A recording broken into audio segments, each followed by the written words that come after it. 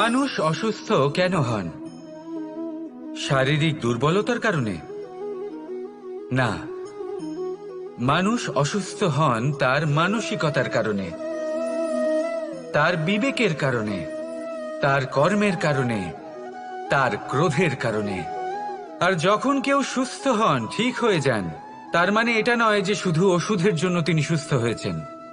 না, এটা কারোর তার প্রতি প্রেমের প্রভাব, বিশ্বাসের প্রভাব, সম্বলের প্রভাব। শুধুমাত্র ওষুধ দিয়ে কিছুই হয় না। যদি মনে প্রেম থাকে, বিবেক থাকে, বিশ্বাস থাকে, সম্বল থাকে, তবেই সেই ওষুধ কাজ করতে পারে। তাই মনে রাখবেন, এই জীবন হলো অত্যন্ত ছোট। মনে প্রেম ভাব রাখুন, মিত্রতা করুন, শত্রুতা নয়। ভালোবাসুন, বিদ্বেষ নয়। আর এই ভালোবাসার সাথেই বলুন রাধা রাধা। মানুষ নিজের জীবনে ঈশ্বরকে খুব মান্য করে, ওনার জন্য কি না করে। ভিন্ন ভিন্ন নামে তাকে স্মরণ করে, তাকে পুজো করে, তার আরাধনা করে। সে জানে যে ঈশ্বর তাকে শক্তি অবশ্যই দেবেন, তাকে সাহায্য অবশ্যই করবেন। কিন্তু যখন প্রশ্ন আসে গুরু এবং ঈশ্বরের, তখন গুরুর মান কখনো কম হওয়া উচিত নয়। কারণ সত্যি বলতে কি, গুরুই হলেন সেই সিঁড়ি যা বেয়ে আপনি ঈশ্বরের কাছে পৌঁছানোর পথ খুঁজে পাবেন। সেই পথ আপনি গুরুর থেকেই পাবেন। গুরু না থাকলে আপনি কখনো ঈশ্বর লাভ করতেই পারবেন না। আর জীবনে অনেক সময় লক্ষ্যের থেকেও অনেক বেশি গুরুত্বপূর্ণ হলো পথ। তাই এই পথের সম্মান করতে শিখুন, অর্থাৎ গুরুকে সম্মান করতে শিখুন। কারণ গুরুই হলেন পরমেশ্বর। তাহলে আসুন আর আমার সাথে ভালোবেসে বলুন রাধা রাধা। জীবনে এমন কিছু কাজ রয়েছে যা আপনাকে একাই করতে হয়, আর এমন কিছু কাজ রয়েছে যা আপনাকে একসাথে মিলে করতে হয়, একজোট হয়ে, সঙ্গবদ্ধ হয়ে। এবার সঙ্গবদ্ধ বলতে কি বোঝাতে চাইছি? আমি তাদের কথা বলছি না যারা বাস্তবিকভাবে একে অপরের সাথে কাজ করেন। আমি তাদের কথা বলছি যারা একে অপরের থেকে দূরে থেকেও একে অপরকে বিশ্বাস করেন। আমি আগেও বলেছিলাম, সমস্ত বিশ্বের আশা বিশ্বাসেই বসবাস করে, তাই না? তাই যেখানে সমস্ত বিশ্ব আছে, সমস্ত সংসার আছে, সেইখানেই বিশ্বাস রয়েছে। তাই আপনার আশেপাশে এমন দল সঙ্গবদ্ধ করুন যাদের আপনার উপর বিশ্বাস আছে আর যাদেরকে আপনি বিশ্বাস করতে পারেন। তাহলে আসুন আর আমার সাথে ভালোবেসে বলুন রাধা রাধা। মানুষ এক অত্যন্ত বিচিত্র প্রাণী। পরিকল্পনা করে, ষড়যন্ত্র করে, প্রচেষ্টা করে, কাউকে পরাজিত করার চেষ্টাও করে। সাপকে একটা দড়ি মনে করে হাতে চেপে ধরার চেষ্টা করে, কিন্তু একটা কথা বুঝতেই পারে না, সময়ের এই সাপ, এটা হাতে চেপে ধরাই যায় না। আর আপনি যা করবেন তা আবার ফিরে আসবে আপনারই সামনে। দেখুন, এতে কিছুই যায় আসে না যে আপনি কুম্ভকারের পুত্র নাকি কৃষ্ণের পুত্র। যদি আপনি অনুচিত কর্ম করেন তাহলে আপনার সাথেও অনুচিতই হবে। অশুভ কর্ম করলে আপনার সাথেও অশুভই হবে। কুরু বংশ অত্যন্ত মহান বংশ ছিল। এই কুরু বংশ কি হলো তার সাথে? একটা গোটা বংশ বয়ে গেল, কারণ ওনাদের উদ্দেশ্য অশুভ ছিল। অন্যদিকে 5 জন বনবাসী পাণ্ডব মহাভারত বিজয়ী হলেন, কারণ তাদের উদ্দেশ্য শুভ ছিল। তাই মনে রাখবেন, শুভ অগ্নি প্রজ্বলিত করবেন, শুভ তাপ সঞ্চার হবে। অশুভ অগ্নি প্রজ্বলিত করবেন, নরকেই জ্বলতে হবে। তাহলে আসুন আর আমার সাথে ভালোবেসে বলুন রাধা রাধা। আমরা যে মানুষকে চাই, যাকে আমরা ভালোবাসি, তাকে একটা উপহার অবশ্যই দিতে চাই। এমন এক উপহার যা ওনার ভালো লাগবে, যা শ্রেষ্ঠ হবে, অতি প্রিয় হবে, বহুমূল্য হবে, বা বলতে পারেন মূল্যবান হবে। তাই আমরা কি করি? আমরা বাজারে যাই, তার জন্য স্বর্ণ, আভূষণ, হিরে, মুক্ত এইসব নিয়ে আসি। কিন্তু এটাই কি সর্বশ্রেষ্ঠ উপহার? কখনোই নয়। সর্বশ্রেষ্ঠ উপহার হল স্বাধীনতা, তাকে নিজের মনের মতো বাঁচার স্বাধীনতা। যদি আপনি কাউকে স্বাধীনতা না দিতে পারেন, তাহলে সে কোথাও না কোথাও বন্দী হয়ে যায়, তার বিকাশ কোথাও না কোথাও আটকে যায়। কিন্তু যদি আপনি কাউকে স্বাধীনতা দিতে পারেন, তাহলে আপনি দেখবেন ও সমস্ত সংসারকে, এই জীবনকে নিজের দৃষ্টিভঙ্গি দিয়ে দেখবে, বুঝবে যে কোনটা হলো উচিত আর কোনটা হলো অনুচিত। আর এটাই হলো সর্বশ্রেষ্ঠ। আর এবার যদি কাউকে স্বাধীনতার মাধ্যমে এত বড় একটা শক্তি দিতে পারেন, তাহলে আপনি আমাকে বলুন, এর থেকে বড় উপহার আর কি হতে পারে? আসুন আর আমার সাথে ভালোবেসে বলুন, রাধা রাধা। আপনার জীবনে আপনার প্রকৃত বন্ধু আসলে কে?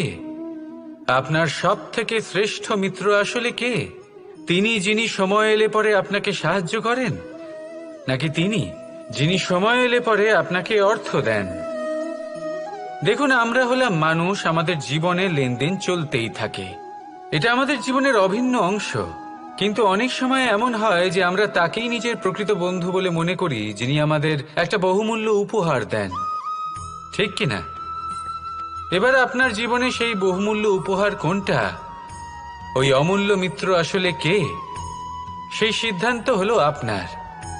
কিন্তু যদি আপনি আমাকে জিজ্ঞেস করেন, তাহলে আমার মতে স্বর্ণ, হিরে, মুক্ত, ধন এগুলো বহুমূল্য নয়। বহুমূল্য হলো সঙ্গ, যখন আপনি একা হয়ে যাবেন, সময়, যখন আপনার তাকে প্রয়োজন হবে, সমর্পণ, যখন আপনার বিশ্বাসের প্রয়োজন পড়বে। যে মানুষ আপনার প্রতি এই 3 গুণ প্রদর্শন করেন, যিনি আপনার কঠিন সময়ে আপনাকে অবশ্যই সঙ্গ দেবেন, যখন আপনার প্রয়োজন পড়বে আপনাকে অবশ্যই সময় দেবেন, আপনার প্রতি সম্পূর্ণ সমর্পিত থাকবেন, সেই হলো আপনার আসল মিত্র, সেই হলো আপনার প্রকৃত বন্ধু। কারণ সত্যি বললে, বন্ধুত্বের অর্থই হলো নিজেকে সম্পূর্ণরূপে কারোর কাছে সমর্পণ করে দেওয়া। তাই আপনার সেই বন্ধুর জন্য নিজের প্রাণ উজাড় করে দিন, আর ভালোবেসে বলুন, রাধা রাধা। পিতা আর পুত্রের সম্পর্ক অত্যন্ত মধুর হয়ে থাকে। পিতা স্বপ্ন দেখেন, তাকে পূর্ণ করার সকল সম্ভাব্য চেষ্টা করেন, কিন্তু তাও অনেক সময় ওনার স্বপ্ন অপূর্ণ থেকে যায়। তখন পিতা ভাবেন যে স্বপ্ন উনি পূর্ণ করতে পারেননি, ওনার সন্তান তা অবশ্যই পূরণ করবে। যে স্থানে উনি কখনো পৌঁছতে পারেননি, সেই স্থানে ওনার পুত্র অবশ্যই পৌঁছবে।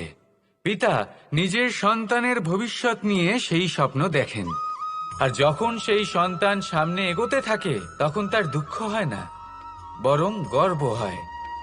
ওনার ভালো লাগে এটা দেখে যে ওনার সন্তান অনেক উন্নতি করছে। কিন্তু যখন সন্তান নিজের অভিভাবকের শক্তি দেখে, তার যশ দেখে হিংসা করতে থাকে, সমস্যা সেইখানেই শুরু হয়। সেই জন্য সকল সন্তানকে এটা মনে রাখতে হবে, দেখুন, পুত্র হবার সুবাদে, এক সন্তান হবার সুবাদে এটা হলো আপনার অধিকার যে আপনি আপনার পিতার থেকে বেশি উন্নতি করবেন। আপনার পিতাও এটাই চান, কিন্তু সুস্থভাবে এটা করুন। একটা রেখা টেনে নিন, যাতে আপনি তাতে এগোতে পারেন, আর আপনার পিতার তাতে গর্ববোধ হয়, আর সেই বিষয়ে দুঃখ না হয় যে আমার সন্তান আমাকেই ছোট করার চেষ্টা করছে। ইতিহাস সাক্ষী রয়েছে, যে মানুষ অন্য কাউকে ছোট করার চেষ্টা করেছেন, সেই মানুষই ছোট হয়ে গেছেন। আর আমার মনে হয় না আপনি এটা চান, কারণ কোনো একদিন আপনিও কারোর পিতা হবেন। আসুন আমার সাথে ভালোবেসে বলুন, রাধা রাধা। ভক্তি আর শক্তি, এই দুইয়ের মধ্যে সম্পর্ক অত্যন্ত সরল। মানুষ ভক্তি করেন যাতে তিনি শক্তি লাভ করতে পারেন, আর শক্তি লাভ করার পরে ভক্তিভাব ভুলে যান, আর শক্তির প্রতি আসক্তিতে মত্ত হয়ে যান, আর সেখান থেকেই তার বিনাশ শুরু হয়। কেন? কারণ ভক্তির দ্বারা প্রাপ্ত শক্তি অন্য কারোর হিতের জন্য ব্যবহার করতে হয়, অন্য কারোর মঙ্গল করার জন্য ব্যবহার করতে হয়, কারোর বিনাশের জন্য নয়। এবার যদি আমি আপনাদের একটা উদাহরণ দিয়ে বোঝাই, তাহলে কোদাল দিয়ে আমরা মাটি কোপাতে পারি, একটা গর্ত খুঁড়তে পারি যাতে একটা নতুন বৃক্ষ জন্ম নিতে পারে, একটা বৃক্ষ যা অন্য জীবকে ফল প্রদান করবে, যাত্রীদের ছায়া প্রদান করবে। কিন্তু এই কোদালের ব্যবহার যদি আমরা অন্য কারোর ক্ষতি করার জন্য করি, তাহলে ক্ষতি শুধুমাত্র আমাদেরই হবে। তাই জীবনে যদি আপনি কোনো শক্তি লাভ করেন, হয়তো ভক্তির দ্বারা বা অন্য যেখান থেকেই হোক, তার সদ্ব্যবহার করতে শিখুন, নয়তো এই প্রাপ্ত শক্তি আপনার পতনের কারণ হয়ে দাঁড়াবে। তাহলে আসুন আমার সাথে ভালোবেসে বলুন, রাধা রাধা। কর্ম, ধর্ম আর কর্তব্য, এই তিনটি একে অপরের সাথে জড়িত। আর অনেক সময় এই তিনটি পালন করতে করতে আমাদের সেই ব্যক্তির সামনে গিয়ে দাঁড়াতে হয়, তার বিরুদ্ধেই যেতে হয়, যাকে আমরা সব থেকে বেশি ভালোবাসি। কিন্তু সেইখানে এই যুদ্ধ কোনো ব্যক্তিগত যুদ্ধ থাকে না, এ হলো কর্ম, ধর্ম আর কর্তব্যের যুদ্ধ। এটা সরল নয়, অত্যন্ত কঠিন হয় তার সম্মুখীন হওয়া যাকে আমরা সব থেকে বেশি সম্মান করি। কিন্তু আমাদের তো আমাদের ধর্মের পথে চলতেই হবে, কারণ আমরা কর্মবদ্ধ, কর্তব্যবদ্ধ, আর এটাই করা উচিত। শুধু এটুকু মনে রাখবেন, যদি আপনার উদ্দেশ্য শুভ হয়, আপনার ভাবনা শুভ হয়, আপনি যদি কর্ম, ধর্ম আর কর্তব্যের পথে অগ্রসর হন, তাহলে এই প্রক্রিয়াতে যদি আপনাকে আপনার আরাধ্যেরও সামনে দাঁড়াতে হয়, তাহলেও আপনার কোনো ক্ষতি হবে না। তাহলে আসুন আর আমার সাথে ভালোবেসে বলুন, রাধা রাধা। সাথী, সাথী এই শব্দটির ব্যাখ্যা কে কিভাবে করে? মিত্র, সখা, বন্ধু। কিন্তু অর্থ একটাই, তিনি যিনি আপনার সঙ্গী হন আর তিনি যার সাথী আপনি হন।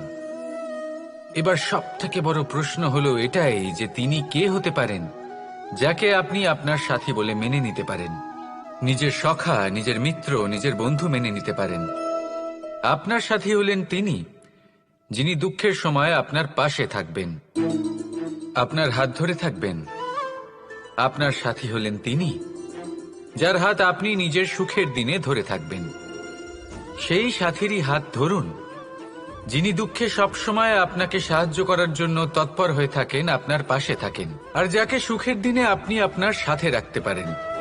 আর যখন আপনার সাথে আপনার এই সাথী থাকবে, তখন আপনি এটা বুঝবেন যে যখন জীবনে দুঃখ আসে, তখন এই দুঃখ কমে যায়, সবার মধ্যে ভাগ হয়ে যায়। আর যদি তখন সুখ আসে, তাহলে সেটা সবার উপস্থিতিতে আরো বেড়ে যায়।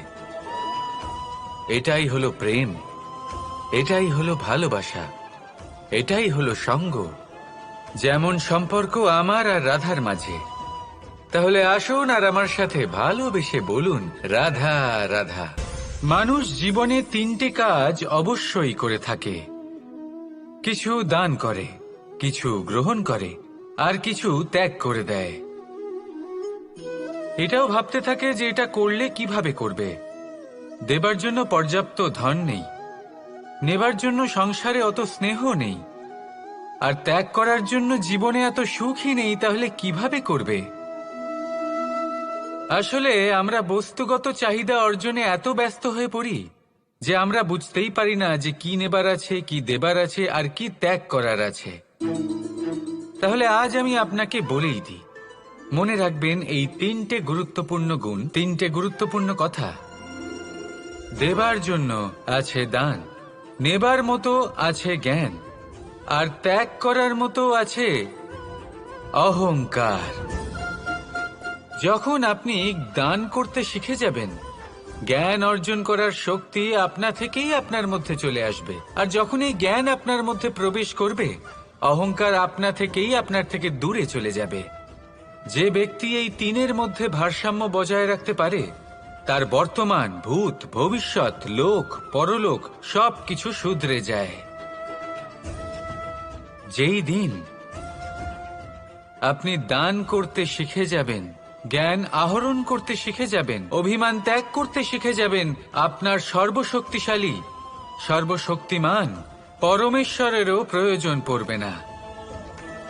কারণ তখন ঈশ্বর আপনার মধ্যেই বাস করবেন।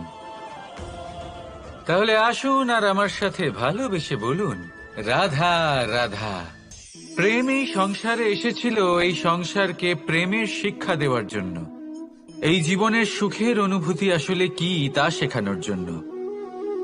কিন্তু যদি সত্যি কথা বলি, তো আমি নিজেই প্রতিদিন প্রেমের নতুন নতুন স্বরূপ দেখতে পাই, প্রেমের একটা নতুন অনুভূতি প্রত্যেক নতুন দিনে। আর তার কারণ হলো এই প্রেম অনন্ত, এ হলো দৈব। প্রেম হলো এই সংসারের সব থেকে বড় ঢাল এবং সব থেকে বড় অস্ত্র। এই প্রেম ছাড়া না কোনো ন্যায় হয় আর না কোনো শাস্ত্র, না জীবন আছে আর না অন্ত। এবার যদি এই প্রেম মনের মধ্যে বাস করতে শুরু করে, তাহলে কখনো কোনো সমস্যাই হবে না। আর যদি হয়েও থাকে, তাহলে তা স্থায়ী হবে না। এই প্রেম কি না করতে পারে? এই প্রেম সমস্ত সমস্যা মিটিয়ে ফেলতে পারে, আপনার মনের মধ্যে অহংকারকেও বিনাশ করে দিতে পারে, আপনাকে সাক্ষাৎ ঈশ্বরের সাথে দেখা করাতে পারে। তাই প্রেমের দ্বারা প্রয়াস করতে থাকুন, এই সংসারের প্রত্যেক মানুষকে, প্রত্যেক বস্তুকে, প্রত্যেক জীব জন্তুকে ভালোবাসবেন। আর এই প্রেমের দ্বারাই বলুন, রাধা রাধা। বরদান অত্যন্ত বিচিত্র এক বিষয়, কিন্তু দেখতে গেলে এই বরদান কি না করতে পারে? এক দরিদ্রকে রাজা বানিয়ে দিতে পারে, একজন দুর্বলকে এই সংসারের সব থেকে শক্তিশালী ব্যক্তি বানিয়ে দিতে পারে। কিন্তু আমরা ভুলে যাই এক অত্যন্ত গুরুত্বপূর্ণ কথা, বরদান এই শব্দের শেষে দান লুকিয়ে রয়েছে। এই দান কথাটা অত্যন্ত গুরুত্বপূর্ণ। আমাদের মনে রাখা উচিত এই বরদান আমরা দানে পেয়েছি, আর তাই তার সম্মান করা উচিত, কখনোই অহংকার করা নয়। আর যে ব্যক্তি বরদান পেয়ে অহংকার করেন, তার যা ক্ষতি হয় তা হলো এই বরদান তার থেকে কেড়ে নেওয়া হয়। বর অর্থাৎ শ্রেষ্ঠ, অর্থাৎ বরদানের অর্থ হলো একটা শ্রেষ্ঠ দান, এবং তার ব্যবহার যদি আপনি কারোর ক্ষতি করার জন্য করেন, তাহলে ক্ষতি শুধুই আপনার হবে। তাহলে এই বরদানের সম্মান করুন, উচিত পথে চলুন, আর উচিত উদ্দেশ্য নিয়ে এর ব্যবহার করুন, সব কিছু ভালোই হবে। তাহলে আসুন আর আমার সাথে ভালোবেসে বলুন, রাধা রাধা। আজ আমি আপনাকে এমন এক গল্প শোনাবো যা আমার নন্দ বাবা আমাকে শুনিয়েছিলেন যখন আমি ছোট ছিলাম। কাহিনী একজন সাধু আর একজন বিছের। একবার এক সাধু নদীর পাড়ে স্নান করছিলেন। উনি দেখলেন যে জলের প্রবাহে একটা বিছে ভেসে যাচ্ছে। তার প্রাণ বাঁচানোর জন্য উনি তাকে তুলে নদীর পাড়ে রাখার চেষ্টা করলেন, কিন্তু যেই সেই বিছেকে উনি হাতে তুললেন, সেই বিছে ওনাকে কামড়ে দিল। সাধু আবার চেষ্টা করলেন, সেই বিছেকে হাতে নেওয়াতে সে আবার তাকে কামড়ে দিল। আরো একবার চেষ্টা করাতে ওনার শিষ্য ওনাকে জিজ্ঞেস করল, এ আপনি কি করছেন গুরুদেব? এসব কি হচ্ছে? আপনি তারই প্রাণ বাঁচানোর চেষ্টা করছেন যে আপনাকে কামড়ে দিচ্ছে। গুরুদেব উত্তর দিলেন যে ও বিছে হয়েই নিজের কর্ম করছে, নিজের প্রবৃত্তি, নিজের ব্যবহার বদলাচ্ছে না। তাহলে আমি সাধু হয়ে তা কেন বদলাবো? এর তাৎপর্য হলো সরল, যে সংসারে কিছু মানুষ আছেন যারা হয়তো খারাপ, দুষ্ট প্রকৃতির, আর হয়তো তারা কখনোই বদলাবেন না, কখনোই কোনো পরিবর্তন আসবে না। কিন্তু তার মানে এই নয় যে আমরা আমাদের কর্ম করা ছেড়ে দিই, আমরা আমাদের প্রচেষ্টা ছেড়ে দেব। আগে না, আমাদের তো করতেই হবে, কারণ ইতিহাস সাক্ষী আছে যে এই চেষ্টা এই সংসারের ধারাকেও বদলে দিতে পারে। তাহলে আপনিও আসুন আর আমার সাথে ভালোবেসে বলুন, রাধা রাধা। এই সংসারে কোনো বস্তু হোক বা ব্যক্তি হোক, তার একার গুরুত্ব কিন্তু খুব বেশি নয়। একটা উদাহরণ হিসেবে বৃষ্টির ফোঁটাকে ভেবে দেখুন। যদি একটি বৃষ্টির ফোঁটা হয় তাহলে তার খুব বেশি গুরুত্ব থাকে না, কিন্তু যখন সহস্র বৃষ্টির ফোঁটা মেঘের মধ্যে দিয়ে ঝরে পড়ে তখন সেটা বর্ষার রূপ ধারণ করে। সেই বর্ষা যা এই প্রকৃতিকে শান্ত করে। সেইভাবেই পাথরের ছোট টুকরো তার খুব বেশি গুরুত্ব থাকে না, কিন্তু যখন অসংখ্য পাথরের টুকরো একত্রিত হয় তখন তা পর্বতের আকার ধারণ করে। সেইভাবেই কিছু মানুষ যখন একত্রিত হন তখন তৈরি হয় পরিবার, কিছু পরিবার যখন একত্রিত হয় তখন তৈরি হয় সমাজ, যখন অনেক সংখ্যক সমাজ একত্রিত হয় তখন তৈরি হয় রাজ্য। এবার এই রাজ্যের সবথেকে গুরুত্বপূর্ণ ব্যক্তি হতে পারেন রাজা, কিন্তু তাও সেই রাজা একা কিছু করতে পারেন না। যুদ্ধ লড়ার সময় তারও নিজের সৈন্যদলকে প্রয়োজন পড়ে। কিন্তু এই সংসারে এমন একজন ব্যক্তি আছেন যিনি একাই সব কাজ করতে থাকেন, এবং সেই ব্যক্তি হলেন মা। আমাদের জীবনে একজন পিতার ভূমিকা কিন্তু নিঃসন্দেহে অমূল্য, কিন্তু আমাদের সকলের জীবনে যে ভূমিকা একজন মায়ের তা অন্য কারোর থাকে না। একজন মা একাই সন্তানকে বড় করতে পারেন, সংস্কারী করে তুলতে পারেন, তার জন্য পরিশ্রম করেন। আর এত কিছু কাজ করার পরেও তার কাজের জন্য তিনি প্রশংসা অবশ্য পান না। উল্টে যদি সেই সন্তান অনুচিত পথে চালিত হয়, অনুচিত কর্ম করে, তখন সেই মাকেই অপবাদের পাত্র হয়ে উঠতে হয়। আমাদের জীবনে মায়ের যোগদান কতটা সেটা বুঝুন। আপনাকে বড় করে তোলার জন্য উনি কতটা পরিশ্রম করেছেন সেটা বুঝুন। আজ থেকে, এখন থেকে, এই মুহূর্ত থেকে মাকে সম্মান করতে শিখুন। যখন সময় পাবেন, যখন সুযোগ হবে, তখন তার প্রশংসা করুন, ওনারও ভালো লাগবে। আর মায়ের এই মমতার জন্য, তার এই ভূমিকার জন্য আসুন সবাই মিলে আমরা তাকে প্রণাম করি, আর সকলে মিলে ভালোবেসে বলি রাধা রাধা। মানুষের মানসিকতা এমন হয় যে সে যতটা করে আশা করে যে তার থেকে অনেক বেশি তার বদলে সে পাবে। দেখুন, সবকিছুই আপনার ভাবনা চিন্তার উপর নির্ভর করছে। আপনি যদি ফলের বিষয়ে ভেবে কর্ম করতে থাকেন তাহলে সেটা অনুচিত।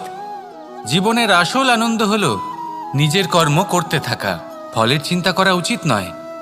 যদি আপনি এরকম ভাবেন যে আমি এতটা করছি, আমার এতটা পাওয়া উচিত, সেই ভাবনা অনুচিত। যদি আপনি সেবার মানসিকতা নিয়ে কর্ম করতে থাকেন, কর্মচক্রে প্রবাহিত হন, যদি আপনি এমন ভাবনা রাখেন যে আমি এতটা পাচ্ছি তাই এর থেকে অনেক বেশি আমি কর্ম করব, তাহলে নিশ্চিতরূপে আপনি যতটা করছেন তার থেকে অনেক বেশি আপনি পাবেন, আপনার আশার থেকে অনেক বেশি আপনি পাবেন। শুধু জীবনে অনেক বেশি কাজ করতে থাকুন, ফলের চিন্তা করবেন না। আর মনে রাখবেন, এই ভাবনাই সব থেকে বড় বীজ। কর্মের উপর বিশ্বাস রাখুন, জীবনে যা যা আপনি চান সবই সুখময় হবে। আসুন আর আমার সাথে ভালোবেসে বলুন রাধা রাধা। আপনি কখনো পর্বতের শিখরে উঠেছেন? আপনি দেখতে পাবেন পর্বতের পদতলে প্রচুর সুন্দর ফুল রয়েছে, সবুজ বনানী রয়েছে। যত আপনি ওপরে উঠতে থাকবেন তত ফুল কমতে থাকবে, সবুজ বনানী কমতে থাকবে। আরও কিছুটা ওপরে উঠলে কাঁটা জাতীয় গাছ দেখতে পাবেন, শুকনো গাছ দেখতে পাবেন। আরও যদি ওপরে ওঠেন তাহলে পাষাণ দেখতে পাবেন। আরও ওপরে উঠলে হিমখণ্ড দেখতে পাবেন। এই যে পর্বত, তা মনুষ্য জীবনের সবথেকে উত্তম উদাহরণ। মানুষ যখন সাফল্যের শিখরে পৌঁছতে চান, মহানুভবতার শিখরে পৌঁছতে চান, পথে যত আস্তে আস্তে ওপরে উঠতে থাকেন ততই ভৌতিক বস্তু তার থেকে বিচ্ছিন্ন হতে থাকে।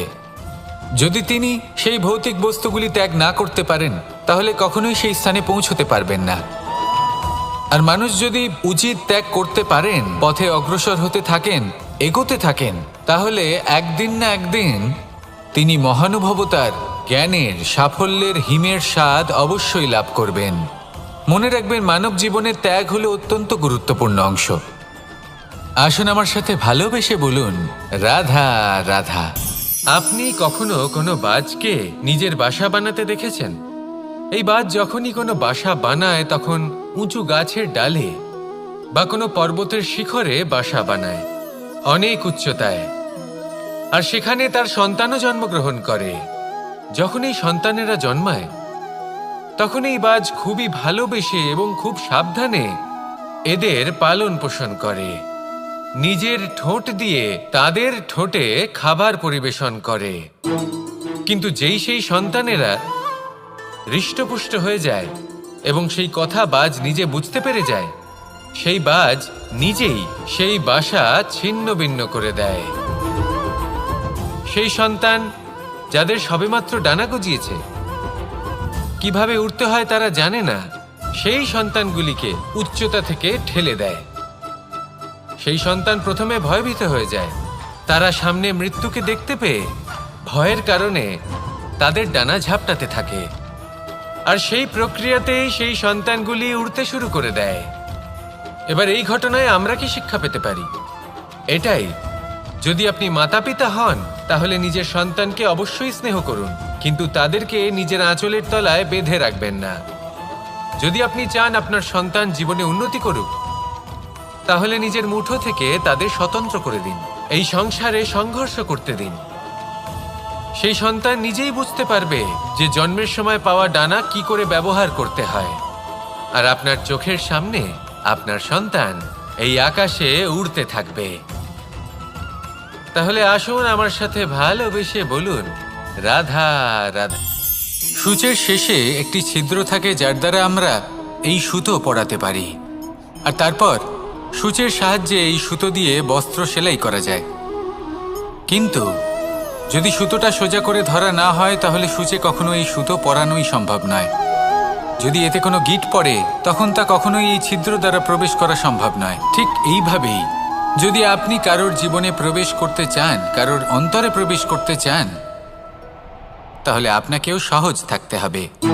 এতে কোনো গিঁট থাকলে চলবে না, অর্থাৎ মনে যাতে কোনো মালিন্য না থাকে, যেন কোনো কুচিন্তা না থাকে। যদি এসব থাকে তাহলে আপনি কখনো কারোর জীবনে প্রবেশ করতে পারবেন না। আর যদি কোনোভাবে আপনি প্রবেশ করেও যান তাহলে তার মনে ঘর করতে পারবেন না। নিজেকে এই সুতোর মতন করে তুলুন, সহজ।